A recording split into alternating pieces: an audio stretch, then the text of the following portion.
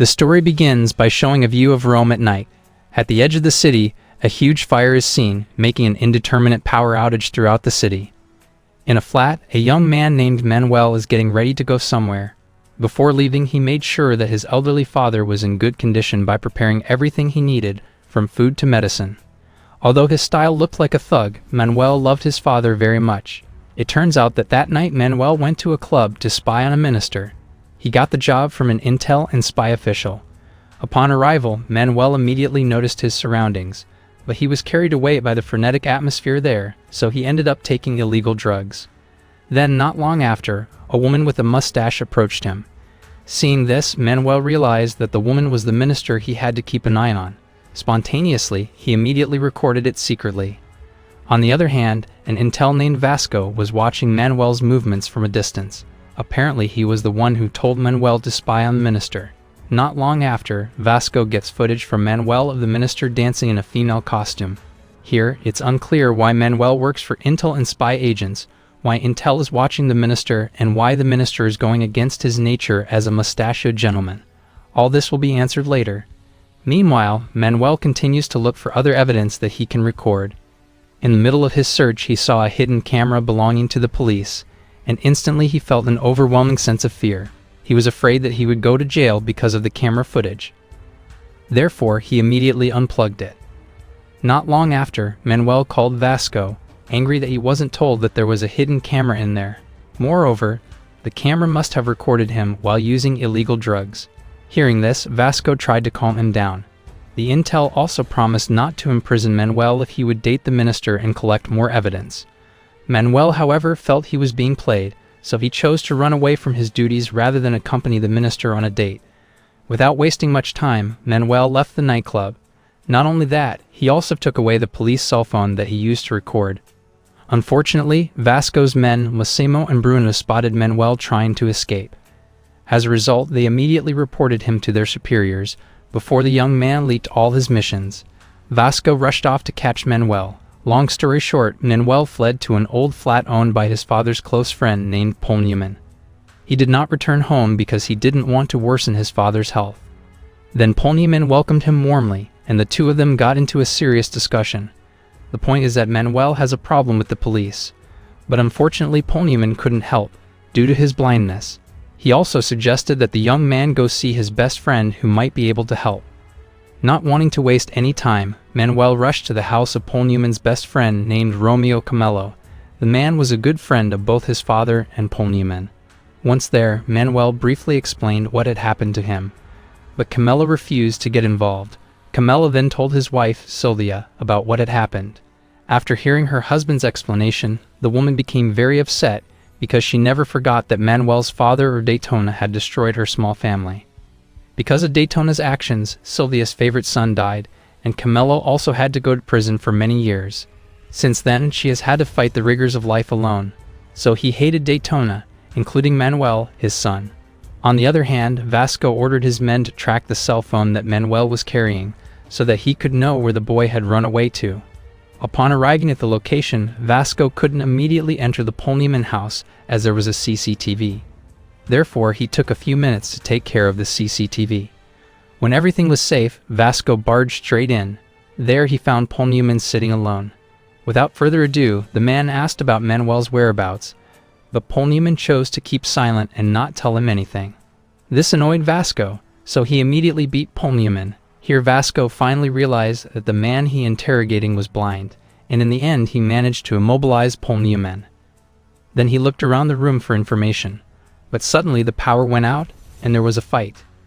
In the darkness, a few minutes later, two of Vasco's men came to check on their boss, but they were too late as Vasco was already on the ground, grimacing in pain from the bullets lodged inside his body. Then Bruno immediately secured the cell phone carried by Manuel. Meanwhile, Massimo made an emergency rescue. It turned out that after further interrogation, Paul Newman was a former member of the Macliana gang. Macliana is a criminal organization in Italy based in Rome. Since its formation, the gang has been involved in crimes of murder, drug trafficking, gambling, and money laundering. With that many crimes, Vasco thought Paul Newman deserved to die, and without further ado, he immediately sent Paul Newman to hell. Not wanting to become murder suspects, The three of them immediately eliminated all the evidence, because Vasco knew that 15 minutes later the local police would definitely come to investigate Polyaman's death. Meanwhile, Camillo, who was cleaning up the kitchen, was surprised to see a garment fall from above.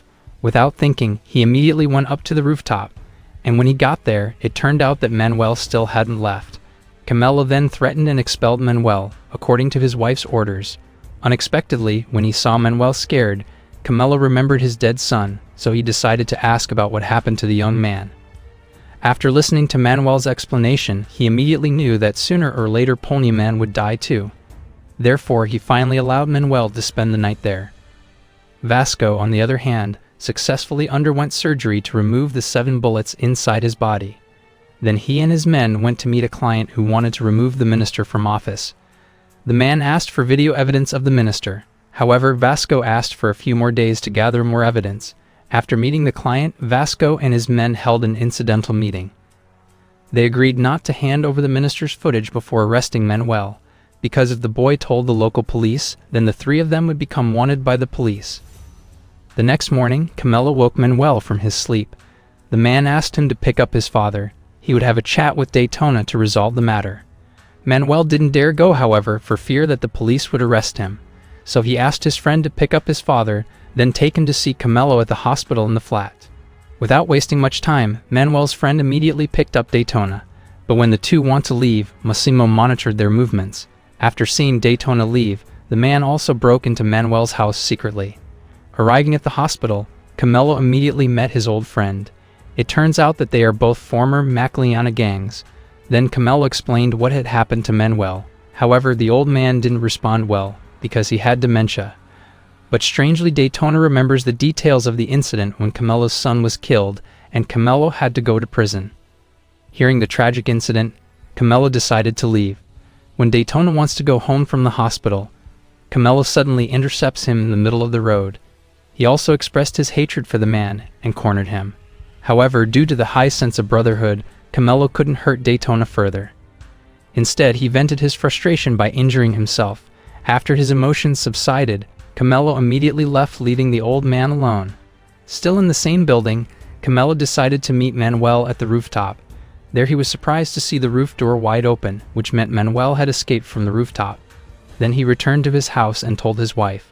Hearing this, his wife could only be disappointed. Sylvia was hurt to see her husband helping the man who had killed his son. At Manuel's house, Vasco and his men were dividing up the tasks. Massimo searches for information on the computer, while Vasco searches the whole house. Eventually, the bespectacled man gets important information. There are only 3 people left from the Macleana gang: Daytona, Camillo, and Palni. One of them had already been killed. There were only 2 left. Vasco immediately went to meet Bruno, who was waiting in the car.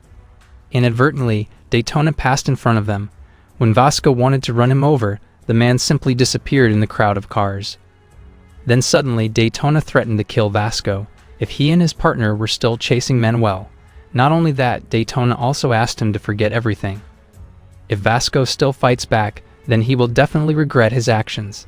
Then Daytona also asked Bruno to drop him off right in front of the police. After successfully threatening Vasco and his men, Daytona called his son, then waited for him in a park. When Manuel arrived, he immediately told the young man to go find his own money and leave the house. Hearing this, Manuel was shocked, because he had never seen his father again as a gang member.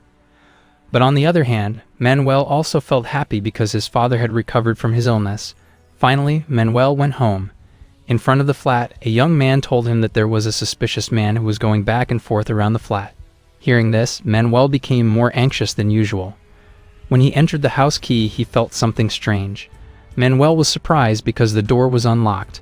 Meanwhile, he knew his father's habit of always leaving the house locked. Then Manuel went back to Camillo's house. There he told him what had happened, because this problem had become too big and was starting to take its toll.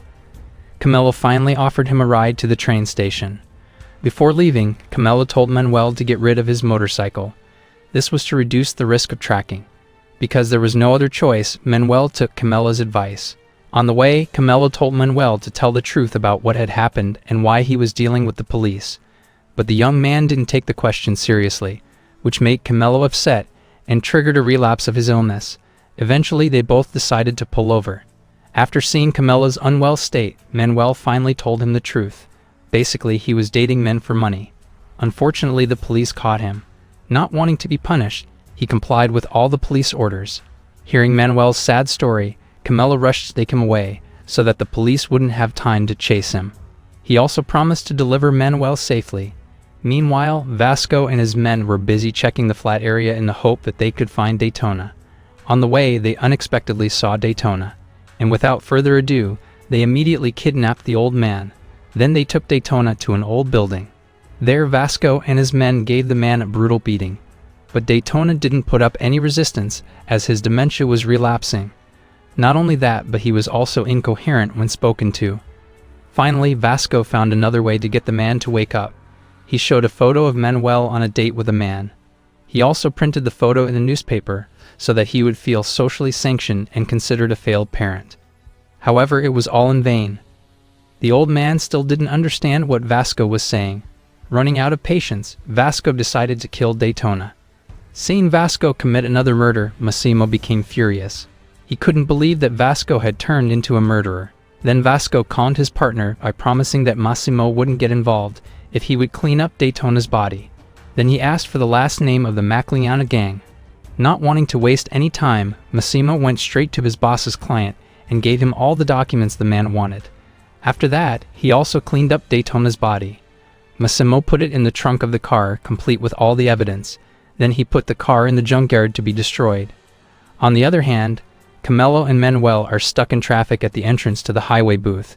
Realizing that he had nowhere to go, Camillo finally told him why he hated Manuel's father, which basically meant that Daytona was currently involved in a big robbery. Because he was surrounded, he asked Camillo for help. Unfortunately, the man was made a scapegoat and eventually went to prison. While serving a prison term, his son finally fell ill and eventually died. But that's just a wound from the past. Even Manuel's father helped Camillo's life a lot. Then he told Manuel to go by walking, but before leaving, he gave the young man pocket money, like a father who let go of his son. When Camillo wasn't at home, Vasco and his men went to his house. They both divided their tasks. Vasco would interrogate Camillo's wife, while Bruno would search the entire house. Unfortunately, neither of them got any information about Manuel's presence. Later that evening, Camillo returned home. There his wife was waiting for him with great anger. She was disappointed with her husband for still dealing with the Daytona family. Meanwhile, the woman had warned him 1,000 times, but the husband was still ignorant. Not wanting to make his wife even angrier, Camillo explained that he had just taken Manuel to the station. That way, the two of them would no longer meet with the Daytona family. But Camillo's wife was already tired. She didn't listen to her husband's explanation and told him that the police had come to his house. Hearing this, Camillo's instinct naturally worked to find a listening device. After finding the listening device, Camillo told his wife to pack her things. They had to leave immediately because their house was no longer safe. Finally, Camillo and his wife left. But on the way, Camillo remembered Manuel, who was being chased by the police. Then he dropped his wife off and rushed to the station. And when he got there, he immediately got ready to fight the police. Meanwhile, Vasco and Bruno were already at the station looking for Manuel. They'd known the information from the listening device at Camillo's house. This time, they wouldn't let the young man escape. Vasco finally managed to find Manuel through the monitor room at the station. On the other hand, all trains at the station that lead out of town are out of service due to the fire that hit the city. So that makes Manuel no choice to look for alternative trains that can still function. Long story short, Camillo managed to locate Vasco. By now, the man was staring angrily at the policeman. He knew that 2 of his colleagues had already been killed by Vasco's hand, so he wouldn't let the man live. While on the same platform, Bruno saw Manuel and brandished his gun. Seeing this, Camillo immediately shot him. With Camillo's skills, he could knock out Bruno with one shot. Not only that, Camillo also could make Vasco dying. But unfortunately, the battle left him dead. Seeing the battle that took place, Manuel immediately fled. The young man ran to a nearby platform, but he didn't have time to board his train. Not out of ideas, Manuel moved to the opposite platform to avoid Vasco. Vasco was still optimistic in his pursuit, even though he was dying. As a result, Vasco died of blood loss. In the end, Manuel returned to the city to report everything that happened to him. He didn't care about his fate because the people he knew were dead. Most importantly, at the end of his life, Manuel practiced honesty. Before entering the interrogation room, Manuel saw a media outlet informing him that the minister would keep in office as the video allegations weren't strong enough. Then he met a man who turned out to be Vasco's son. Because Manuel knew he was going to jail, he gave him his cell phone. At the end of the story, the bodies of Camelo and Daytona are shown being evacuated by the local police. The bodies will be investigated and identified to commute Manuel's sentence. And after that, the movie ended.